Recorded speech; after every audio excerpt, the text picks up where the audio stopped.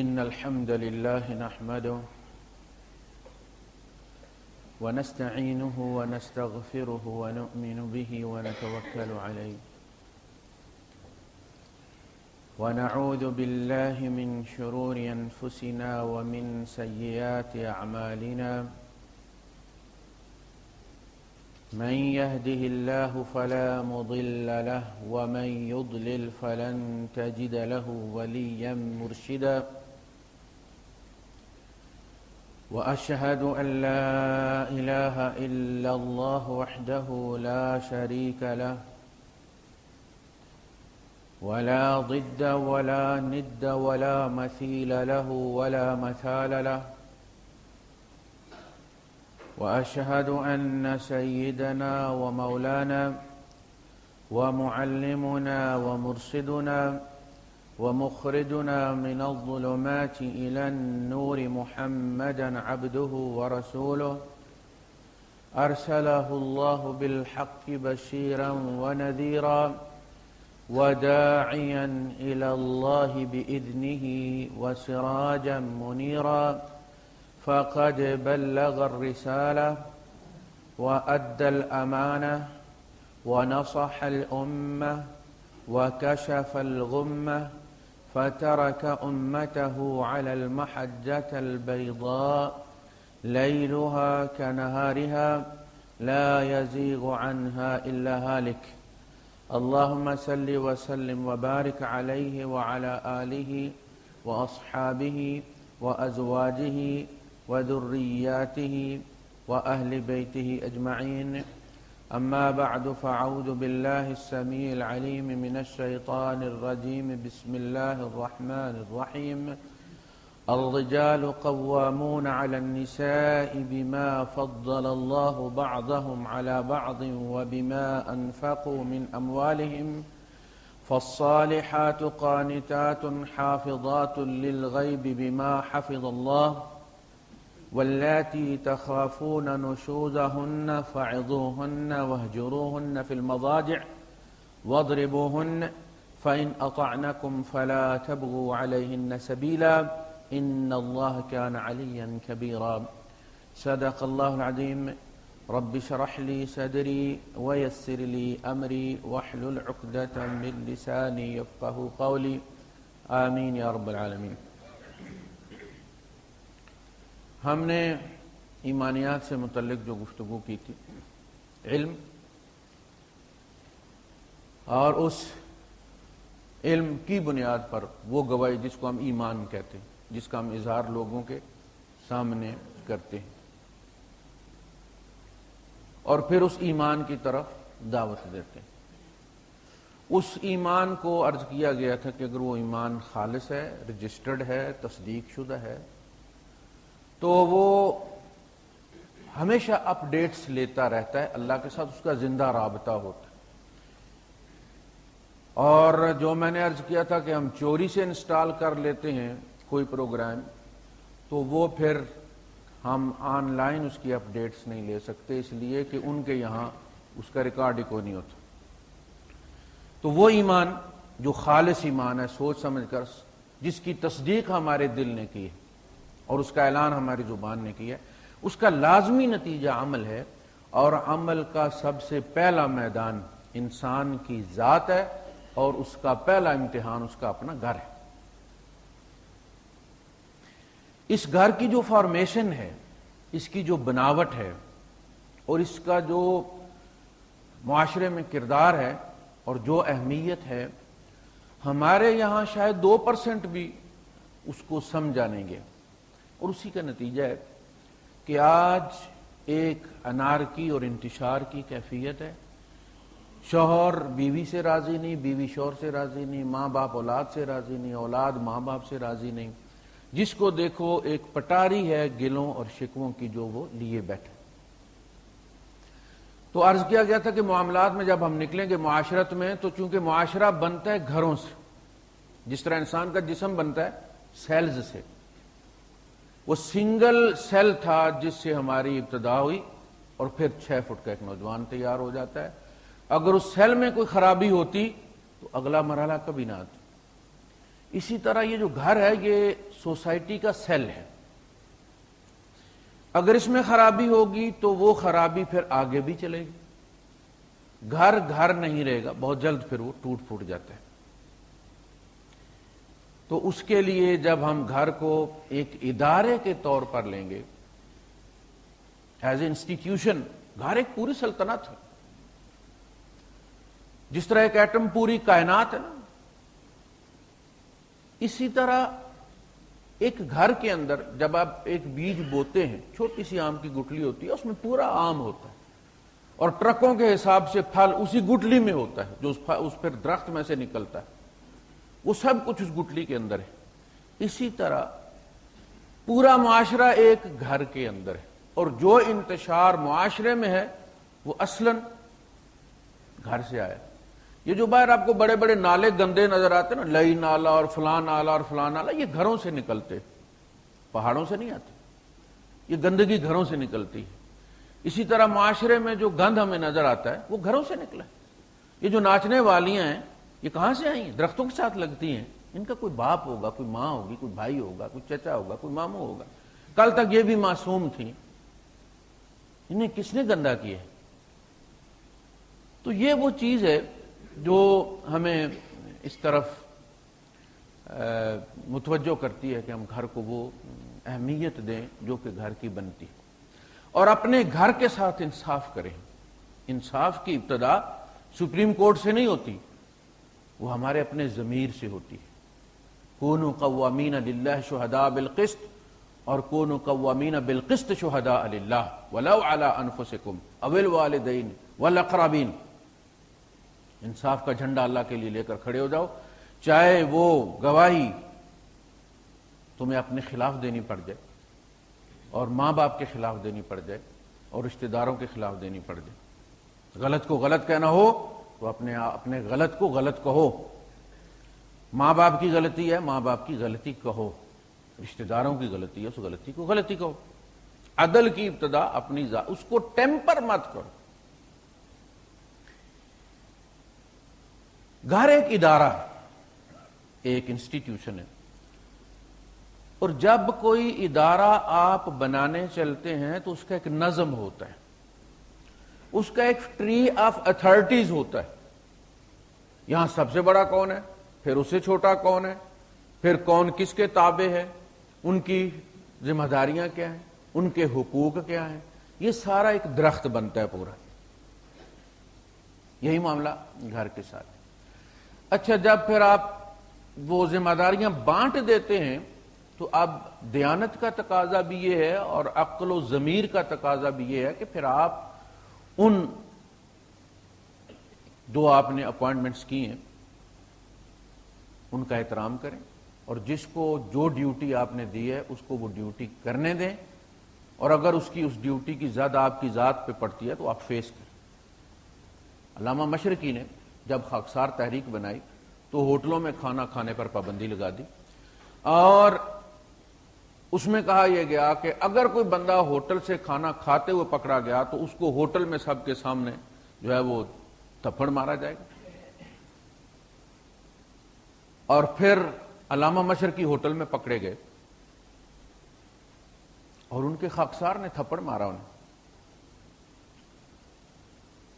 ہوا یہ کہ کچھ لوگوں نے شاید ان کو کمپلین کی کہ صاحب ہماری انسلٹ ہوئی ہے، فلاں بندہ تھا اور اس نے، میں اپنے محلے کا کونسلر تھا اور میں اپنے محلے کا بڑا کھڑپینچ تھا اور اس نے سب کے سامنے مجھے تھپڑ مار دیا ہے، حالانکہ وہ ہمارے علاقے کا نائی ہے.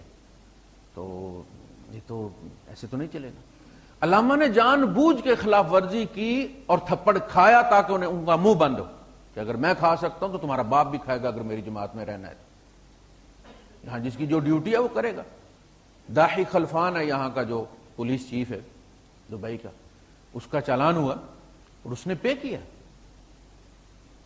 اور مواطنوں کو کہا کہ معاف نہیں کروانا، پے کرو، اگر تم نے غلطی کی ہے اس کا خمیازہ بھگتو.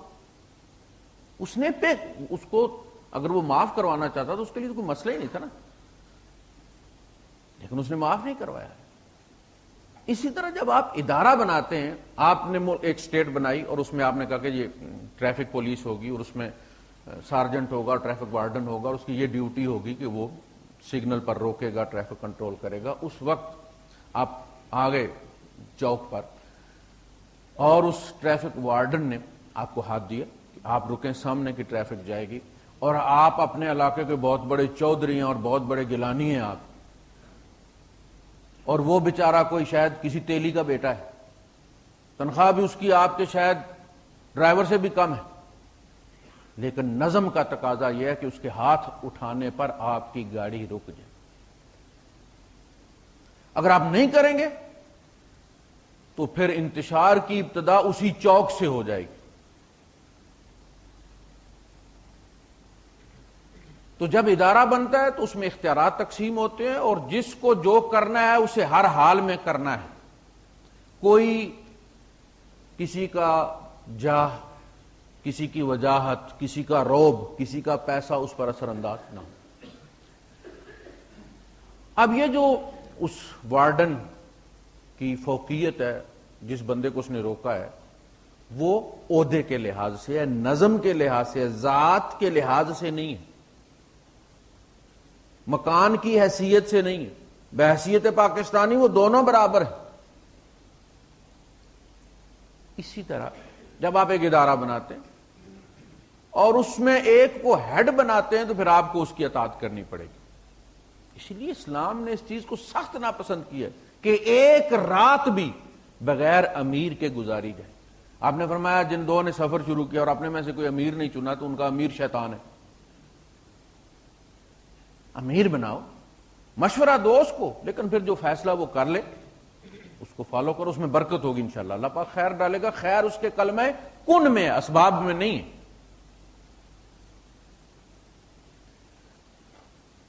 اب ادارے کی میں مثال دے رہا ہوں. ادارہ بنا ایک اسکول ہے، اس کی پرنسپل جو ہے وہ لیڈی ہے. نیچے جو کام کرنے والے ہیں، جو آفس میں کام کرنے والے ہیں، جو ٹیچرز ہیں، جو وائس پرنسپل وہ مرد ہیں.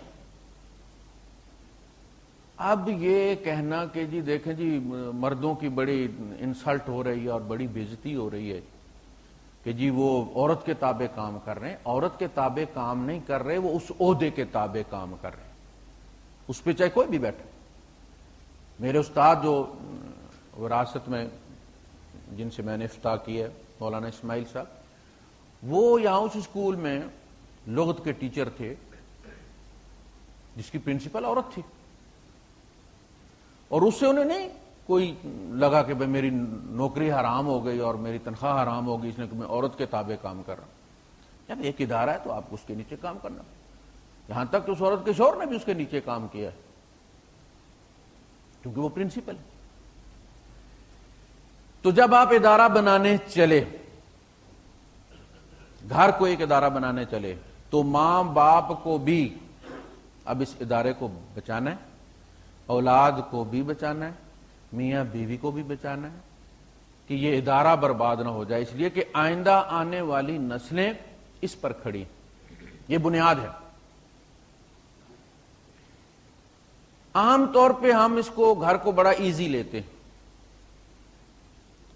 حالانکہ اس گھر میں سے جو آگے نسلیں نکلنی ہیں اور جتنے بڑے بڑے بندے پیدا ہونے آگے چل کے، اللہ پاک دکھا دے اگر کسی کو تو انسان سوچے کہ اس گھر کو سنوارو بھائی، اس میں سے تو بڑی پروڈکشن ہے. ہم اس کو صرف ایک گھر سمجھتے ہیں جس میں 2-3 بندے ہوتے ہیں. ایک میاں بیوی ہوتے ہیں، اولاد ہوتی ہے، اور ساس اور بہو ہوتی ہے. اتنی ساری بات. ہم جب اس گاؤں میں کشمیر سے مائگریٹ ہو کے آئے تو 2 فیملیاں آئی تھیں، ایک میرے دادا کی، ایک ان کی بہن کی، اور آج آدھا گاؤں بھرا ہوا ہے ہم لوگوں نے. یعنی اس میں سے جو لوگ نکلے ہیں اور جس طرح پھر وہ پوری دنیا میں پھیلے ہیں، تو پتہ چلا کہ یہ گھر کو اتنا ایزی نہیں لینا چاہیے. جب ادارہ بنے گا تو اس کا سربراہ کس کو ہونا چاہیے؟ فیصلہ کرنا ہے. یہ فیصلہ کیے بغیر کہ تابع کون ہے، متبوع کون ہے، آپ کسی ادارے کی بنیاد رکھ ہی نہیں سکتے. یہاں تک کہ جن کے یہاں مردوں میں شادی ہوتی ہے مرد کی مرد کے ساتھ شادی ہوتی ہے یورپ میں، یعنی بے غیرتی کی بھی ایک انتہا ہوتی ہے جس کو وہ لوگ کراس کر گئے. ایسا حیوانات میں بھی نہیں ہوتا. ثم رددناہ اسفل سافلین، کوئی حیوان بھی اس کی مثال، کتا تک اس کی مثال پیش نہیں کر سکتا. لیکن انہوں نے چرچ اس کے لیے مقرر کر دیے جہاں مرد کا مرد کے ساتھ چرچ میں نکاح ہوتا ہے. اور آپ اندازہ کریں کہ اس میں باقاعدہ مینشن ہوتا ہے کہ اس میں شوہر کون ہے اور بیوی کون ہے، ہسبینڈ کون ہے، وائف کون ہے. یہ طے کیے بغیر آپ کوئی بھی چیز ہو، جب آپ فرسٹ پارٹی سیکنڈ پارٹی نہیں لکھیں گے تو کوئی کنٹریکٹ ہو ہی نہیں سکتا. کس کے ساتھ معاہدہ ہو رہا ہے بھائی؟ دے کون رہا ہے، لے کون رہا ہے، بیچ کون رہا ہے، خرید کون رہا ہے؟ First party second party. شریعت کہتی ہے کہ مرد کو ہونا چاہیے فرسٹ پارٹی. الرجال قوامون علی النساء، مرد قوام ہیں عورتوں پر. آپ اس کو اسٹیٹمنٹ آف فیکٹ بھی لے سکتے ہیں کہ واقعہ یہ ہے کہ مرد عورتوں کے قوام ہیں، یہ فزیکلی ثابت ہے. اور اللہ پاک نے کہ اس کی وجہ بیان کی ہے، بما فضل اللہ بعضهم علی بعض، اس فضیلت کی وجہ سے جو اللہ پاک نے تمہیں ایک دوسرے کے اوپر دی ہوئی ہے بناوٹ میں. یعنی مرد قدرتاً اس کے مسلز جو ہے وہ مشقت کے لیے بنائے گئے، عورت کے مسلز جو ہے وہ مشقت والے نہیں. عورت کے اندر دھیرج بہت ہے، صبر کا مادہ بہت ہے، اور اثر پذیری بہت ہے. وہ اثر قبول کرتی ہے، اور اثر قبول کرنا اس لیے ضروری ہے کہ ابھی اس نے آگے جا کے ایڈجسٹ ہونا ہے. بچہ جب پیدا ہوتا ہے تو اس کی کھوپڑی جو ہوتی ہے، یہ چھوٹے چھوٹے جو چھوٹی کاشی ہوتی ہے اس طرح کی ہڈیوں پر مشتمل ہوتی ہے، اور وہ ایک دوسرے کے اوپر چڑھ جاتی ہیں. سر چھوٹا ہو جاتا ہے، جب بچہ باہر نکل آتا ہے تو پھر وہ سر دوبارہ اپنی جگہ پہ چلا جاتا ہے، اور پھر وہ ہڈیاں جڑتی ہیں. اگر اسی طرح جڑی ہوئی ہڈیاں نکلے تو نکلے نہیں، مر جائے، ماں مر جائے. تو اس میں فلیکسیبلٹی رکھی گئی ہے. اس لیے عورت کے اندر، عورت کی مثال بعض سبزیاں وہ ہوتی ہیں کہ جن کو لازماً پہلے پنیری کی شکل میں بونا پڑتا ہے اور پھر وہاں سے نکال کے کیاریوں میں لگانا پڑتا ہے. مرچیں، گوبھی ہے، پہلے اس کو ایک جگہ لگا دیا جاتا ہے اور پھر اس کے بعد وہاں سے اسے نکال کے ایک فاصلے پہ لگایا جاتا ہے، اور تب وہ بڑھتی. اسی جگہ رہنے دیا جائے وہ بڑھے گی بھی نہیں. عورت پنیری کی طرح ہوتی ہے. کہاں کی عورت ہوتی ہے، کہاں جا کے لگتی. تو وہ چونکہ اس نے ایڈجسٹ ہونا ہے، لہذا اس کے اندر ایڈجسٹمنٹ رکھی گئی ہے، فلیکسیبلٹی رکھی گئی ہے اس کے اندر. یہ مرد کے اندر نہیں ہے. اچھا، جو کمانے کی صلاحیت ہے وہ مرد کے اندر زیادہ رکھی گئی ہے. اور اللہ پاک نے فرمایا کہ الرجال قوامون علی النساء. قوام کا میں نے عرض کیا تھا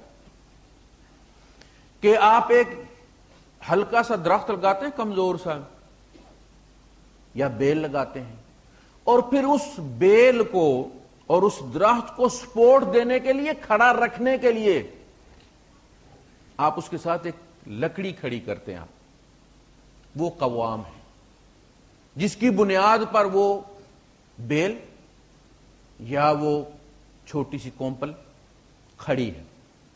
وہ اس کو سیفٹی فراہم کرتا ہے، سٹینڈ فراہم کرتا ہے، اپنا سہارا دیتا ہے، تاکہ جب تک وہ خود اپنے بل پر کھڑا ہونے کے قابل نہ ہو جائے وہ اس کو سپورٹ کرتا رہے، سہارا دیتا ہے.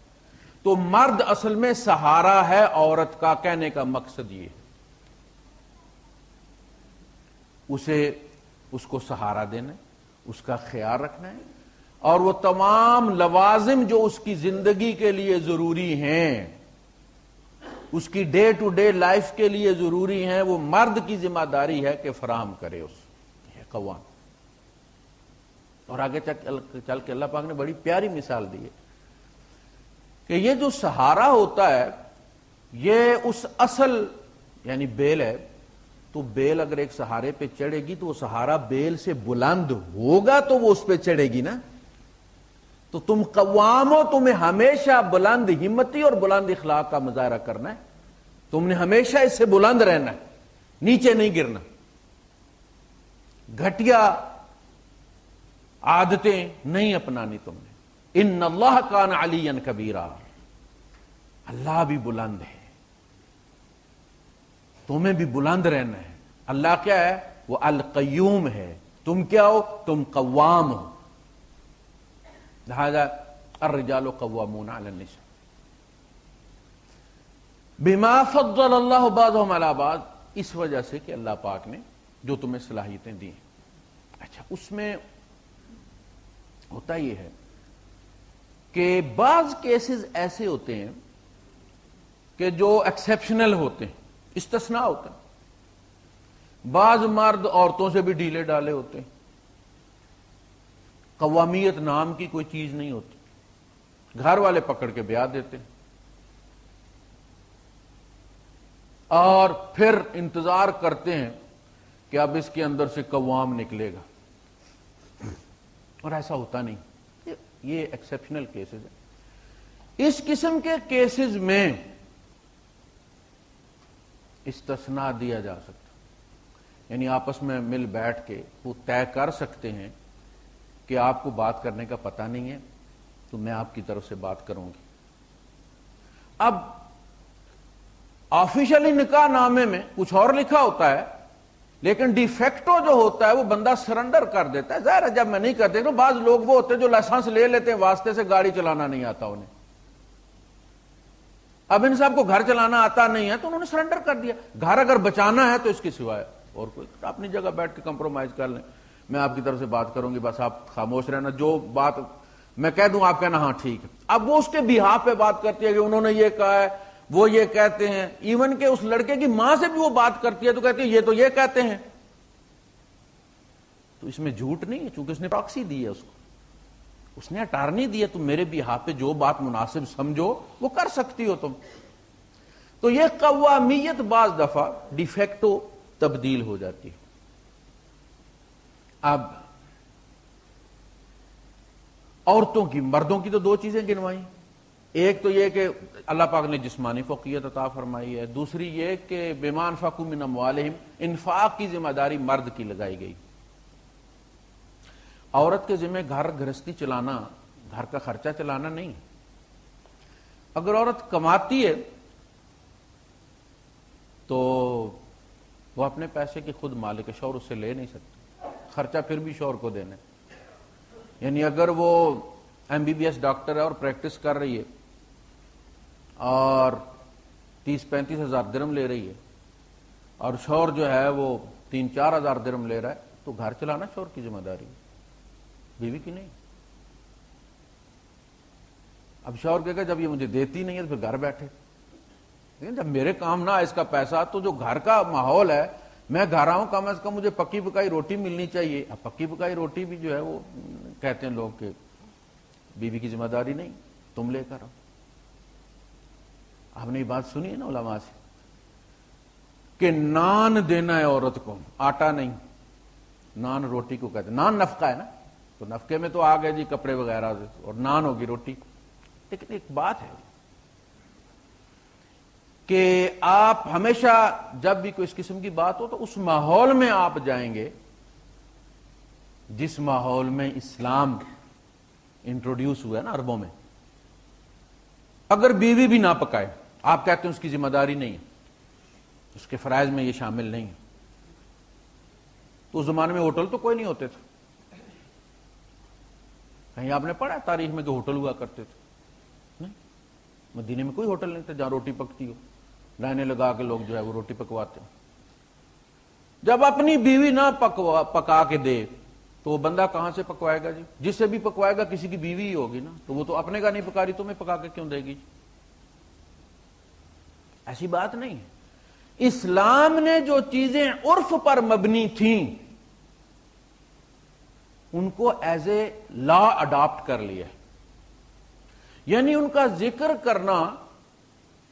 اور یہ عربی کا اسلوب ہے کہ جو بات بندے کو خود بخود سے عقل میں بیٹھ جاتی ہو، بدیہی ہو، بدھی میں بیٹھ جانے والی ہو، اس کا ذکر کرنا اگلے کی انسلٹ ہے. یعنی آپ کو بات سمجھانے کے لیے اگر میں اس کے باریک سے باریک نقطے بیان کرنا کا، آپ کہیں گے یار یہ مولوی کیا سمجھتے ہیں، ہم یو اے میں نہیں رہتے، بچوں کی طرح سمجھا رہے ہیں ہمیں۔ تو آپ عربی میں پڑھتے ہوں گے کہ یہاں قرآن حکیم یہاں یہ محذوف ہے، یہ حذف کیا ہوا ہے، یہ لکھا ہوا نہیں ہے لیکن انڈرسٹوڈ ہے، چونکہ انڈرسٹوڈ ہے لہذا اس کا لکھنا توہین ہے اگلے کی۔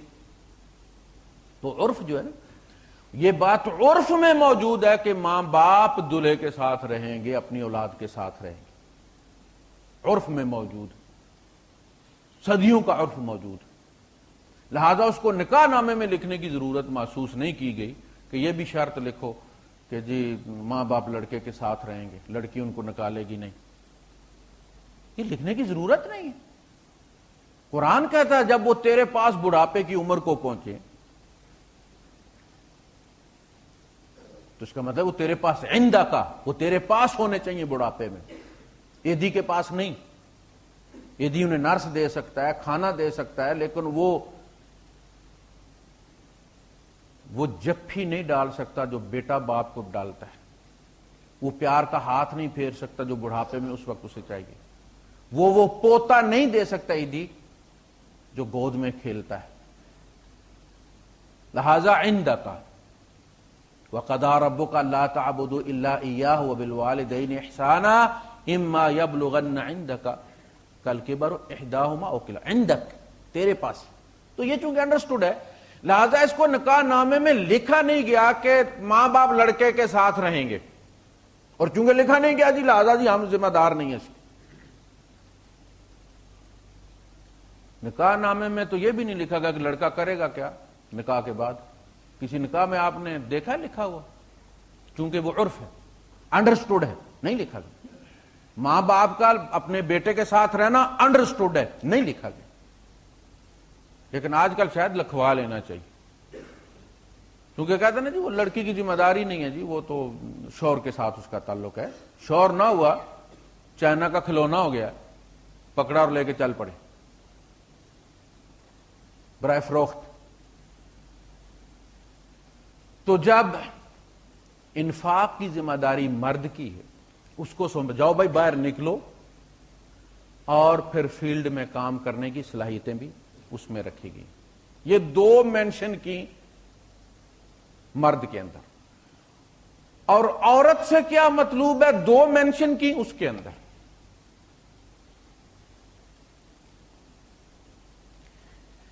فالصالحات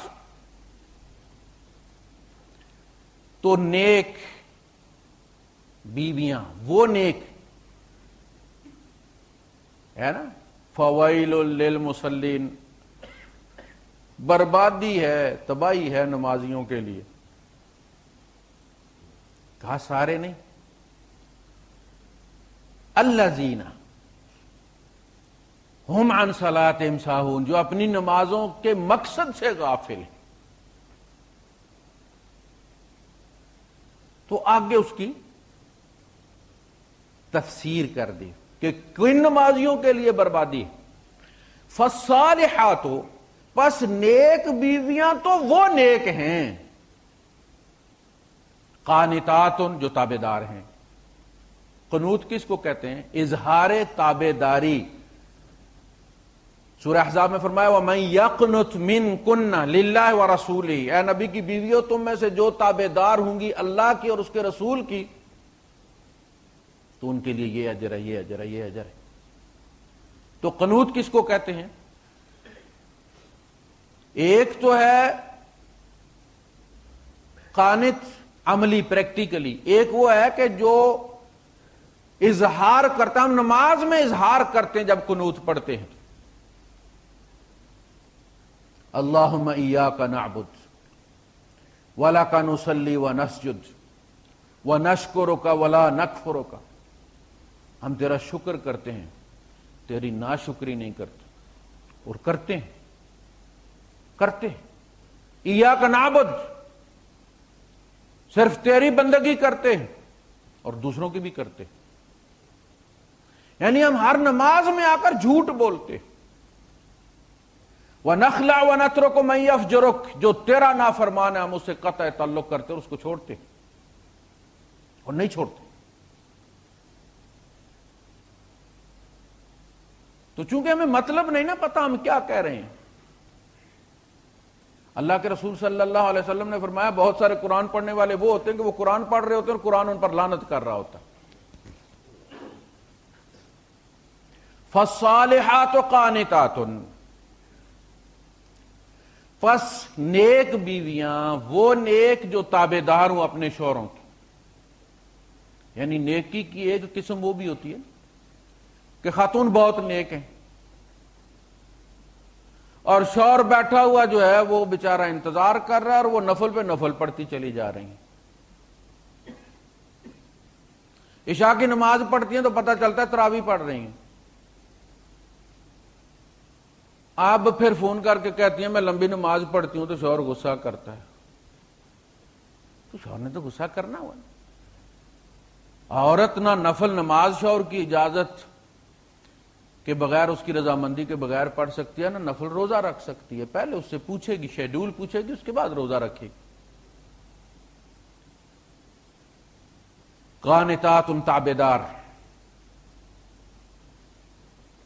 اور حافظات للغیب، یہ دو چیزیں ریڑھ کی ہڈی ہیں، آپ سمجھ لیں گھر کی. ایک تابعداری اور ایک گھر کے رازوں کی حفاظت، شوہر کے رازوں کی حفاظت کرنا. حافظات للغیب بما حافظ اللہ. اور اس کی عظمت آپ دیکھیں کہ اللہ پاک نے اپنا ذکر کیا ہے کہ دیکھو میں بھی تو عیب چھپائے پھرتا ہوں نا اپنے بندوں کے، حالانکہ میں ان سے بلند ہوں، میں ان کا آقا ہوں، میں ان کا خالق ہوں، مالک ہوں. لہذا اگر کسی کے شوہر میں کوئی خامی ہے، کوئی کمی بیشی ہے، تو اس نے حلف اٹھایا ہوا ہے کہ وہ اپنے شوہر کے رازوں کی حفاظت کرے گی. جس طرح ہمارا جب کوئی سربراہ مملکت بنتا ہے اور کسی پبلک عہدے پہ جاتا ہے تو وہ حلف لیتا ہے کہ ملک کے راز فاش نہیں کرے گا، جو بھی اس کے علم میں آئیں گے ان کو چھپا کے رکھے، اور اگر ظاہر کرے گا تو غداری کی شک اس پہ لگے گی. یہ تو سراسر غداری ہو گئی.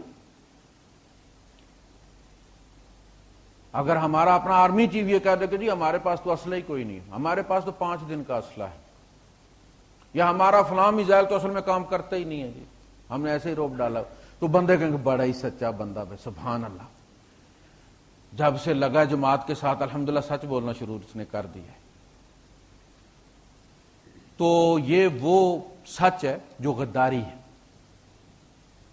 اگر مرد میں عیب بھی ہے تو عورت اس کو چھپانے کا اس نے عہد لیا ہے، ظاہر کرنے کا عہد نہیں لیا.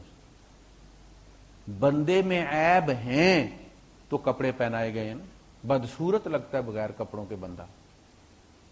فرمایا انتم لباس لہن ہن لباس لکم وانتم لباس لہن، وہ تمہارا لباس ہیں، جس طرح لباس کا خیال رکھتے ہیں اس طرح خیال رکھو، تم ان کا لباس ہو. اگر لباس بندے کو ننگا کر دے تو پیچھے بچے ہی کچھ نہ. بڑے بڑے جو فن خان ہیں اگر ان کی بیویاں ان کا پردہ اٹھا دے تو کچھ بھی نہ بچے. لہذا سختی کے اس کو مینشن کیا حافظات للغیب، اس کے بھیدوں کی حفاظت کرنے والی. اور سورہ تحریم میں آپ دیکھیں جب اللہ کے رسول صلی اللہ علیہ وسلم نے اپنی کسی بیوی سے کوئی بات کی تو اس نے پھر جب دوسری بیوی کے ساتھ بات کر دی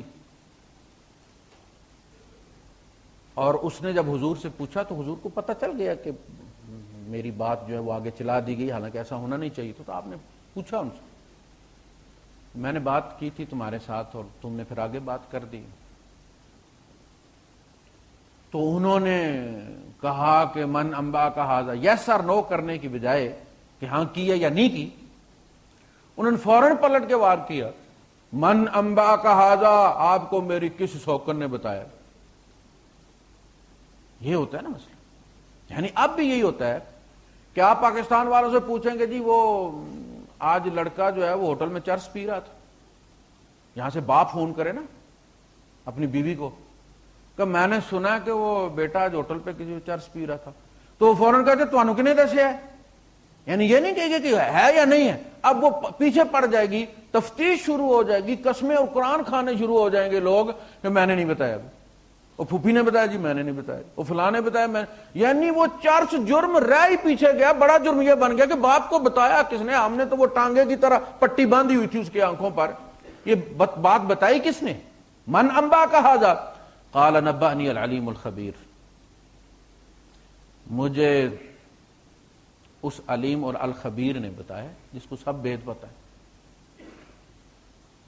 تو گھروں کے راز، شوہر بات کرتا ہے بیوی کے ساتھ کہ ہاں مجھے پتا ہے امی کا قصور ہے لیکن اب میں کیا کر سکتا ہوں، تم صبر کرو۔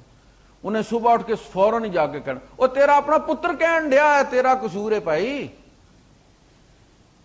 اب ماں بیٹے کے پیچھے پڑ گئی کہ بھائی تو مجھے کہتا میرا قصور ہے، اب اس بیچارے نے تو صلح کی کوشش کی تھی۔ اچھا انہوں نے کہا نہیں اماں یہ ہے ہی انج دی، یہ بس ہوں کی کریے، پھر مصیبت گلے پہ جو گئی ہے مصیبت۔ اب اس نے ڈنڈورا پیٹنا ہے، کہنا جا پتر ٹماٹر لایا بازاروں اور پیچھے اس نے اعلان جنگ کر دینا، وہ کہن ڈیا بھائی مصیبت پئی ہے ساڈے گلے ہونے کوئی جان چھڑا۔ یعنی نہ ماں راز رکھتی ہے نہ بیوی راز رکھتی ہے جب تک وہ خودکشی نہ کر لے۔ یہ دونوں اصل میں ہوتا بھی ہمارے ساتھ کچھ ایسا ہی ہے کہ ہم زنانہ وارڈ میں پیدا ہوتے ہیں، عورتوں میں، اس وقت عورتیں ہوتی ہیں ساری، ایک عورت ہمیں پالتی ہے اور پھر پھول ہمارے گلے میں ڈال کے جیسے آپ کسی کو گفٹ دیتے ہیں نا تو اس کے اوپر کلی شلی لگا کے چمکا کے دوسری عورت کو گفٹ کر دیتی۔ اب دوسری عورت ہماری کمانڈ لے لیتی، اس کے سائے میں ہمیں زندگی گزارنی، اور جب ہم مرتے ہیں تو پھر عورتوں کو سونپ دیے جاتے ہیں۔ آپ کو پتا چارپائی کے پاس عورتیں ہی ہوتی ہیں، کبھی مرد دیکھیں آپ نے؟ ہمیں ہمیشہ انہی کے ساتھ پالا پڑتا ہے، لہذا ان کی درستگی اگر ہو جائے، یہ اپنی ذمہ داری کو سمجھ لیں کہ جو بیوی سے اس نے بات کی ہے، چاہے بھائی کے بارے میں، چاہے باپ کے بارے میں، چاہے ماں کے بارے میں، چاہے کسی کے بارے میں، وہ ایک سیکرٹ ہے اور یہ خیانت ہے اس کا بیان کرنا باہر۔ یہاں تک کہ اللہ کے رسول صلی اللہ علیہ وسلم نے فرمایا کہ اگر کوئی تم سے بات کرنے سے پہلے دائیں بائیں دیکھے، کوئی دیکھ تو نہیں رہا، فرمایا کہ اس کی بات امانت ہو گئی۔ یعنی اس نے اسی لیے دیکھا نا لیفٹ اور رائٹ کہ کوئی اور تو نہیں سن رہا بات میرے اور تمہارے اور بندہ کہ تو میں نے یار کیا ہی نہیں، کسی نے نہ دسی۔ حضور فرماتے ہیں منہ سے کہنے کی ضرورت نہیں، اگر بات کرنے سے پہلے کسی نے دائیں بائیں دیکھا تو اس کی بات امانت ہو گئی۔ ان المجالس بالامانہ، مجلسیں امانت کے ساتھ منعقد ہوتی ہیں، ان کی باتیں امانت ہوتی ہیں، ان کی کنسنٹ کے بغیر آپ اس بات کو آگے نہیں چلا سکتے۔ دیکھیں ہمارے یہاں جو فساد پھیلا ہے وہ کتنی چھوٹی چھوٹی، جب آگ لگتی ہے تو سگریٹ کا جو سرا ہوتا ہے نا کتنا سارا ہوتا ہے، وہ 1 انچ ہوتا ہوگا، اس سے 42 منزلہ عمارت جل گئی ہے شارجہ میں۔ یہ جو گھر برباد ہوتے ہیں نا یہ چھوٹی چھوٹی باتیں لیک ہونے سے ہوتے ہیں۔ حافظات للغیب، تو عورت میں 2 چیزیں ہونی چاہیے، شوہر کی تابعداری ہونی چاہیے، شوہر کے رازوں کی حفاظت ہونی چاہیے، تب ہی وہ نیک گردانی جائے گی۔ اور عام طور پہ مرد جو ہے وہ تو ظاہر اپنی گھر والی کے معاملات کو کسی سے ڈسکس کرنا غیرت کی منافی سمجھتے، انہیں بھی نہیں کرنا چاہیے، اس لیے کہ بے عیب تو خدا کی ذات ہے نا، باقی ہر ایک کے اندر کوئی نہ کوئی عیب ہوگا اور اسی کے ساتھ گزارا کرنا ہے۔ تو جب گزارا اسی کے ساتھ کرنا ہے تو ضرور سارے محلے میں اس کو بدنام کر کے پھر کرنا ہے۔ حافظات للغیب بما حافظ اللہ، اس لیے کہ اللہ بھی رازوں کی حفاظت کرتا ہے۔ اگر اللہ پاک ہمیں رسوا کرنے پہ آ جائے اور ہمارے راز کھولنے پہ آ جائے، ہمارے لیے تو چلنا ممکن نہیں۔ یہ ہے ایک گھر کا نمونہ۔ شوہر قوام ہو، سہارا فراہم کرے عورت کو اور انفاق کرے، خرچہ دے اور اس میں بخل سے کام نہ لے۔ اب ہوتا یہ ہے عام طور پر کہ چونکہ آدم علیہ السلام کی تو جب شروعات ہوئی تو نہ ماں تھے نہ باپ تھا، نہ ساس تھی نہ سسر تھا، وہ تو بڑے آسان رہے اپنی گھریلو زندگی میں. اسی لیے علامہ محمد متولی شعراوی کہتے ہیں کہ چونکہ ان کے سسرال بھی کوئی نہیں تھے، میکا بھی کوئی نہیں تھا، لہذا ان سے جب غلطی ہوئی تو اللہ پاک نے ایکشن زیادہ لیا. تمہیں کیا مصیبت ہے؟ تمہارے لیے تو میں ہی میں تھا نا. ورنہ تو ہم کہہ سکتے ہو ساس نے دباؤ ڈالا تھا جی، سالے آگے تھے بندوقیں لے کے جی، اور فلاں ہو گیا تھا جی، نہیں وہ 100 عذر ہوتے ہیں، بھائی ناراض ہو گیا تھا جی. تو کہتے تمہارے پاس تو عذر بھی کوئی نہیں تھا. اب جناب آگے جب عورت بیاہ کے آتی ہے تو شادی ہوگی لڑکے کی. اب اس شادی کے بعد لڑکے کے اندر ایک ایسا سافٹ ویئر ایکٹیویٹ ہو گیا ہے کہ نہ ماں کو توقع تھی، نہ باپ کو توقع تھی، نہ اس لڑکے کو خود توقع تھی. وہ بھی پریشان ہے. اس کے اندر ایک قوام جاگ کر کھڑا ہو گیا کہ بھائی میں کسی کا سہارا ہوں، اب تیرا نام بھی آئے گا میرے نام کے ساتھ. اب میرے شناختی کارڈ پر کسی کا شناختی کارڈ بنے گا. پہلے جدھر جاؤ ابا کا شناختی کارڈ لے کے جاؤ، ابا کا شناختی کارڈ، جان چھوٹی ہے. اب میرے شناختی کارڈ پہ نئی فیملی، نیا یونٹ گھر کے اندر کریٹ ہو گیا، ملک میں نیا صوبہ بن گیا. بھئی یا تو بناؤ، نہیں بنایا تو اختیارات دینے پڑیں گے. یعنی ماں باپ سوچ لیں بچہ بیانے سے پہلے، یہ کوئی لگژری نہیں ہے، یہ ذمہ داریوں کا ایک پورا جو ہے وہ سلسلہ ہے. جب عام طور پہ ہم کب بیاتے ہیں؟ جب اماں کو شوگر ہو جاتی ہے، کام کاج نہیں کر سکتی، صبح ناشتہ بھی نہیں بنا سکتی، تو اس وقت ایک ہاؤس میڈ کی ضرورت ہوتی ہے. تو پھر دیکھا جاتا کیڑی کوڑی چنگا کام کر دیے بھائی، فلاں کی بیٹی، فلاں کی بیٹی، تیری بہن کی بیٹی، میری بہن کی بیٹی. تو کام مد نظر ہوتا ہے، منڈا دور دور تک کوئی نہیں ہوتا. وہ آپ نے دیکھا ہوگا جب آپ بوفے پہ جاتے ہو تو چیزیں اٹھا کے اچی کے ساتھ آپ رکھتے ہیں نا پلیٹ میں، وہ منڈا تو وہ صرف اچی ہے جسے اٹھا کر کسی کی لڑکی لے آئے. لیکن وہ منڈے کے اندر سے ایک قوام جاگ پڑا ہے، نکل پڑا ہے. اب یہاں مسئلہ ہو گیا.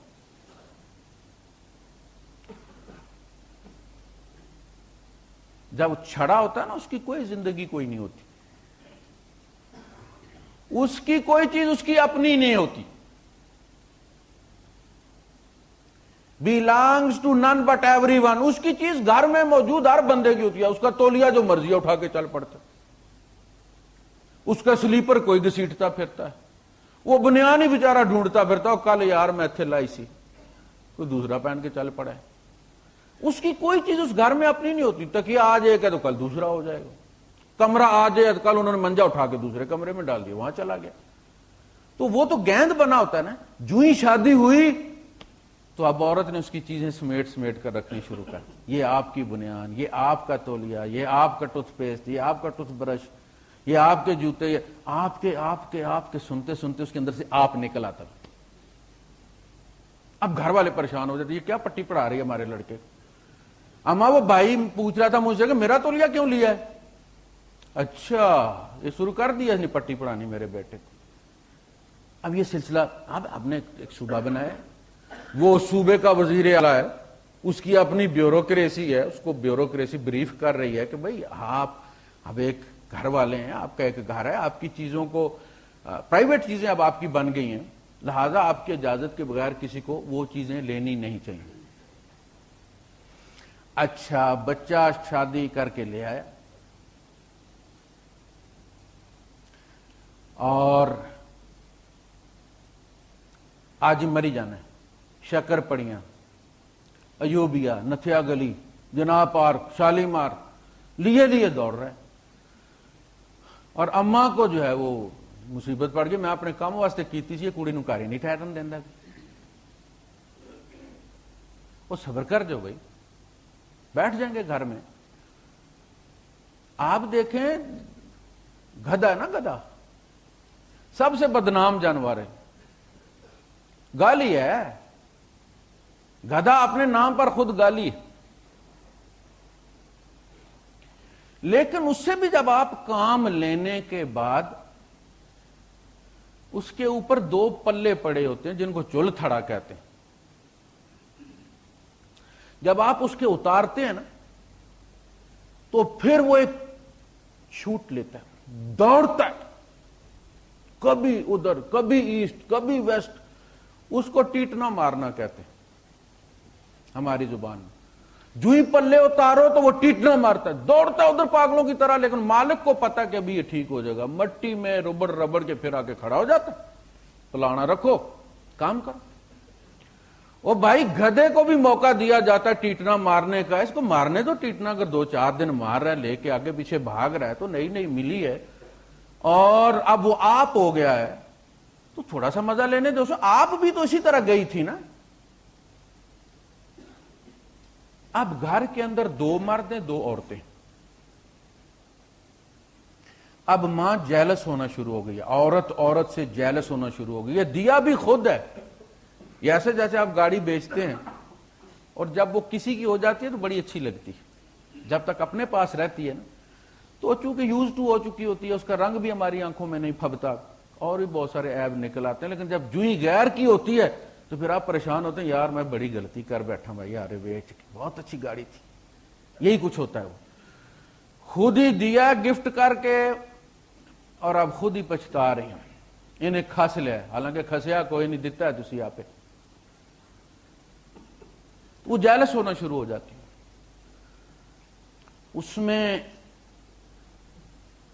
وہ جو لڑکا ہے جو دولہا میاں ہے، اس عورت کے قوام وہ ہے، اس نے اس کے گرد لپٹنا ہے، اس کو سہارا بنانا ہے۔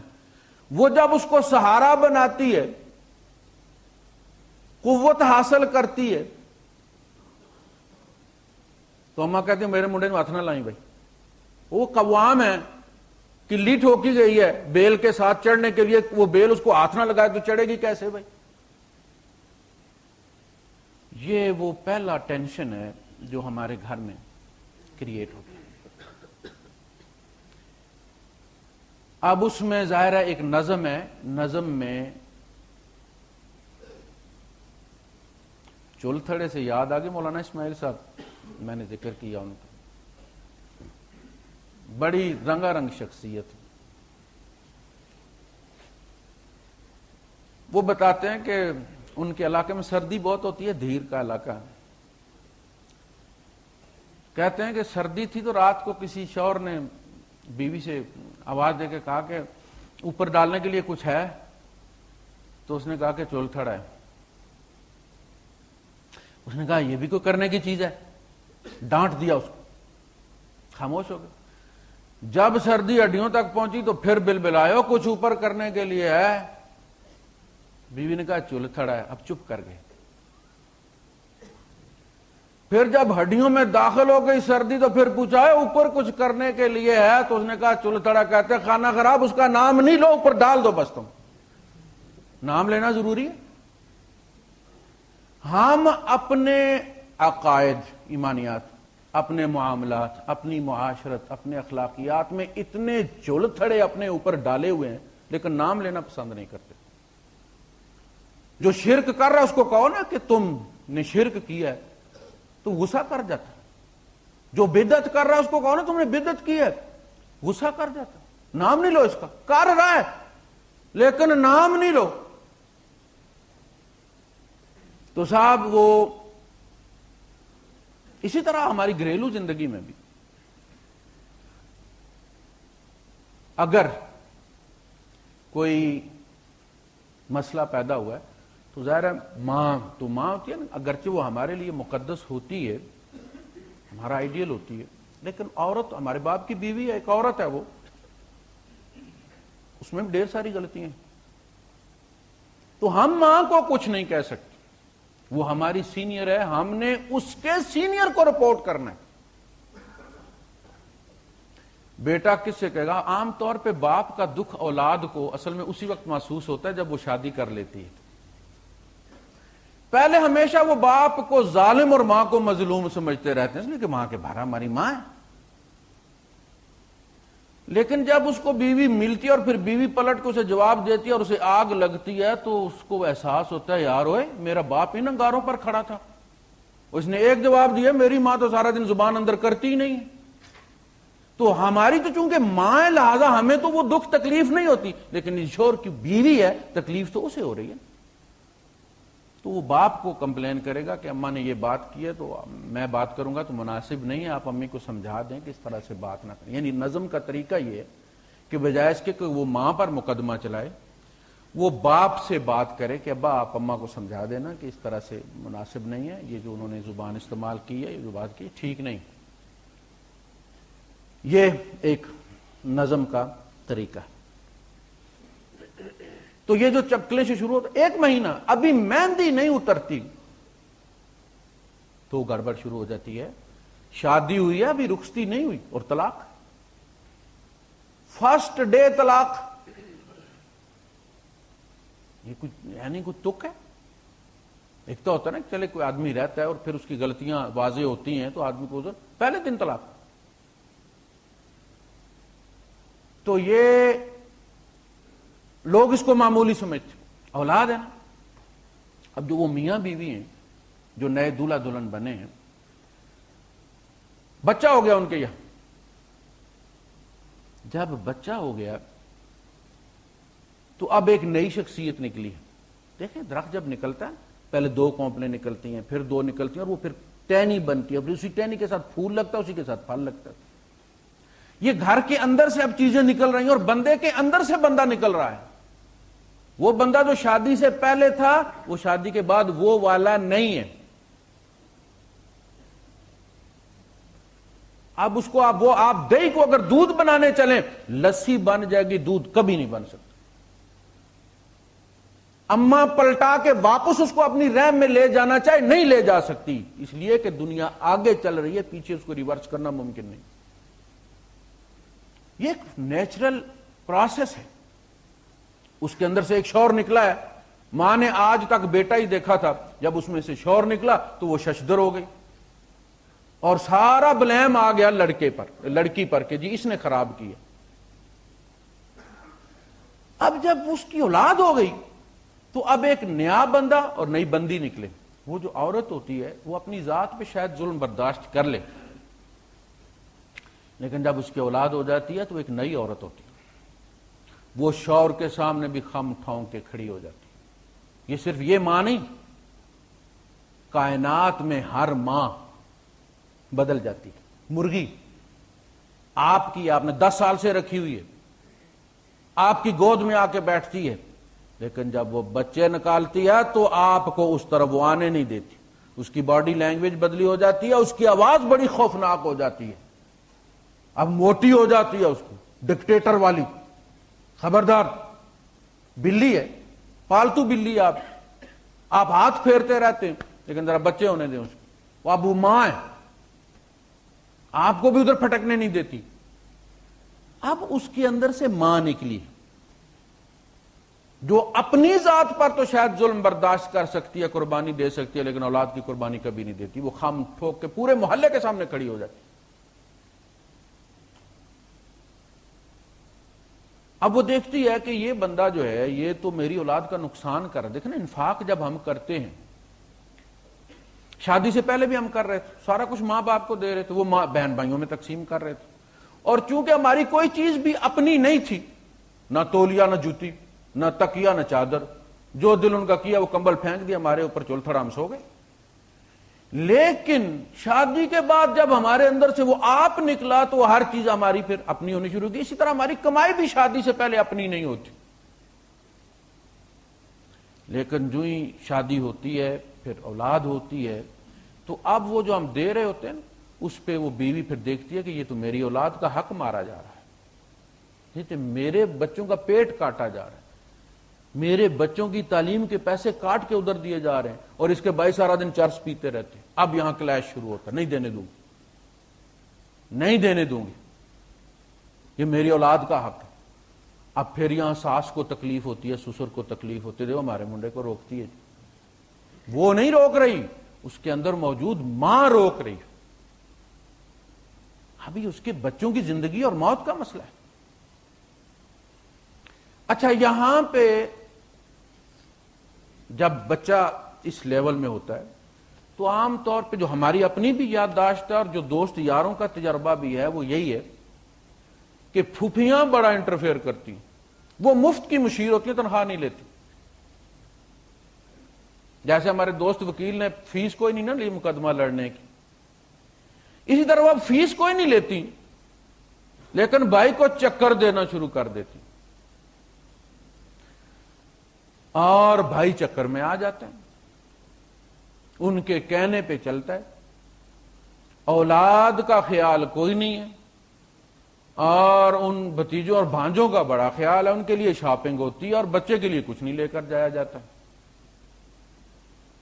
اپنا بچہ 10 روپے کی چیز مانگے تو بھی ڈانٹ دیا جاتا ہے، ان کے لیے یہاں سے جناب 400-450 درہم کا جو ہے وہ پلے اسٹیشن لے کر جائے، گیمیں لے کر جائے، کیمرے لے کر جائے جاتے ہیں 1400 درہم کے۔ لیکن عورتوں سے پتہ یہ میرے آج اگر یہ حالات ہیں تو کل حالات برے بھی ہو سکتے ہیں اور یہ میری اولاد کا حق ہے، اور یہ بات بالکل ٹھیک ہے۔ اب جب آپ ایک یونٹ کے سربراہ بن گئے ہیں تو اب آپ کو اس کے رائٹس کا خیال رکھنا ہے۔ پہلے آپ ایک انڈیویجول تھے، جیسے کسی ملک کا پریزیڈنٹ ہوتا ہے، گلی ڈنڈا کھیلتا پھرتا، کوئی مسئلہ نہیں۔ لیکن جب وہ کسی اسٹیٹ کا ہیڈ بن جاتا ہے تو اب اس کی بہت ساری ذمہ داریاں ہیں۔ جب بندہ شور بن جاتا ہے تو شور بننا یہ شہادت گئے الفت میں قدم رکھنا ہے، اشہد ان لا الہ الا اللہ و اشہد ان محمد رسول اللہ، 2 شہادتیں ہیں، ایک کلمہ ہے، اور جہاں 6 کلمے پڑے ہوئے ہیں 7 ایمان کی صفتیں بھی ہیں۔ آپ بتائیں اس کا کیا حال ہو؟ یہ شور بننا کوئی خالہ جی کا گھر نہیں، ذمہ داریوں کا ایک پورا پیکج۔ اب آپ کو بڑا سوچ سمجھ کے چلنا ہے کہ بھئی بیوی پہ بھی کوئی ظلم نہ ہو، اس کا قوام میں ہوں نا، اور میرے ساتھ اس گھر کا نظام چل رہا ہے۔ عام طور پہ ہوتا یہ ہے کہ بچہ جہاں کام کر رہا ہوتا ہے وہاں بیوی بھی بلوا لیتے، اسی طرح ہوتا ہے، بڑا بھائی بیایا گیا بیوی بلا لی، دوسرا بیایا گیا اس نے دبئی بلا لی، ایک نے لندن بلا لی، ایک نے امریکہ بلا لی، ایک فوج میں کام کرتا ہے اس نے وہاں چھاونی میں بلا لی۔ گھر خالی ہوتا چلا جاتا ہے، بوجھ ہلکا ہوتا چلا جاتا ہے۔ اچھا، چونکہ وہ باہر چلی جاتی ہیں لہذا شوہر کے ساتھ الگ رہنا فطرت کا تقاضا بھی ہے ان کا، لیکن اس کے ساتھ ساتھ چونکہ پریکٹس ہو جاتی ہے،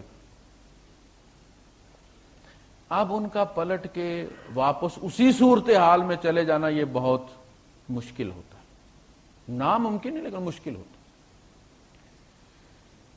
اب بچتا آخر میں سب سے چھوٹے والا ہی ہے، اس لیے کہ گھر بھی اسی کو ملتا ہے، دوسرے ہاتھ اٹھا لیتے ہیں عام طور پر۔